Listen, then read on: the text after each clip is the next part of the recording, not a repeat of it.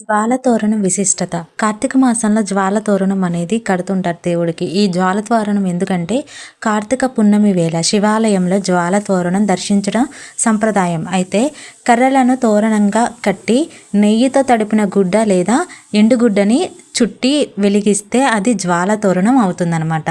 శివపార్వతులను పల్లకిలో ఉంచి దీని కింద నుంచి తిప్పుతారు. ఎందుకంటే తారకాక్షుడు, కమలాక్షుడు, విద్యుత్మతి అనే త్రిమూర్తురాసులను పరమశివుడును సంహరించి కార్తీక పౌర్ణమి నాడే, అందుకే ఈ పౌర్ణమిని త్రిపుర పౌర్ణమి అని కూడా పిలుస్తారనమాట.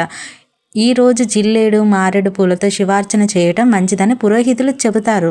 ఆ రోజు చేస్తే మరి పౌర్ణమి నాడు పగలంతా ఉపవాసం ఉండి సాయంత్రం వ్రతం చేసి స్వామికి దర్శించిన తర్వాత ఉపవాసం విరమిస్తారు. పరమేశ్వరుడిని తామర పూలతో పూజించే సంప్రదాయం కూడా ఉందన్నమాట.